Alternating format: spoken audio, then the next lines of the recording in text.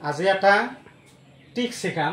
টিক্সটো হল কি, দুটা ক্ৰমিক সংখ্যাৰ বৰ্গৰ মাজত প্ৰথমটোৰ দুগুণৰ সমান সংখ্যা থাকে। তাৰমানে দুটা সিৰিয়াল নাম্বাৰ যদি থাকে, ক্ৰমিক মানে হৈছে সিৰিয়াল, দুটা সিৰিয়াল নাম্বাৰ যদি থাকে তেতিয়াহ'লে সেই সিৰিয়াল নাম্বাৰ দুটা যেতিয়া আমি বৰ্গ কৰোঁ, বৰ্গ কৰিলে সেই সংখ্যা দুটাৰ মাজত প্ৰথমটো দুগুণ কৰিলে যি হয় সেইটোৰ সমান সংখ্যা থাকে। চোৱাচোন, হয়তো সিৰিয়াল নাম্বাৰটো 1 আৰু 2 ললো। চোৱা, ইয়াতে 1 যদি আমি বৰ্গ কৰোঁ আৰু 2 যদি বৰ্গ কৰোঁ, 1ক বৰ্গ কৰিলে কিমান হয় 1, আৰু 2ক বৰ্গ কৰিলে 2 2 গুণে 4। তাৰমানে 1 আৰু 4ৰ মাজত কিমানটা সংখ্যা থাকে?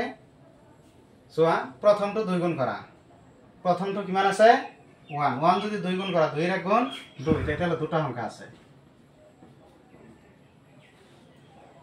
তাৰপিছত সিৰিয়াল নাম্বাৰটো 2 আৰু 3 লওঁ, এই 2 বৰ্গ কৰোঁ আকৌ 3 বৰ্গ কৰোঁ।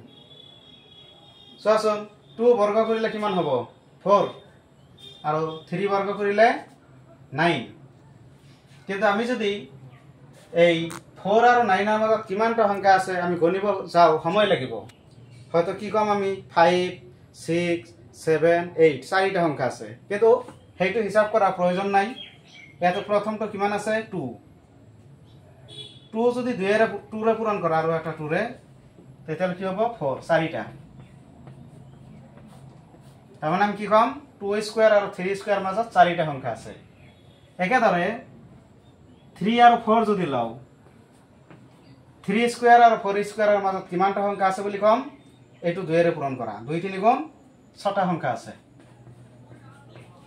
ঠিক 4 স্কোয়াৰ আৰু 5 স্কোয়াৰৰ মাজত কিমানটা সংখ্যা থাকিব? চোৱাচোন, সোনকালে ক'ব পাৰিবা, 2 4 গুণ 8টা,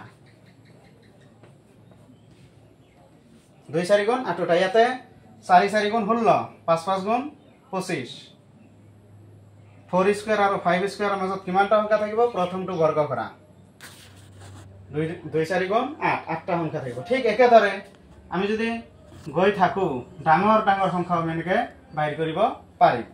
হয়তো কথা এটা 15 ল'লা, 15 স্কোয়াৰ আৰু 16 স্কোয়াৰ, এই দুটাৰ মাজত কিমানটা সংখ্যা আছে ক'ব পাৰিবানে? পটককৈ ক'ব পাৰিবা। প্ৰথমটো কিমান আছে 15, 15 2 গুণ 30, 30টা সংখ্যা আছে।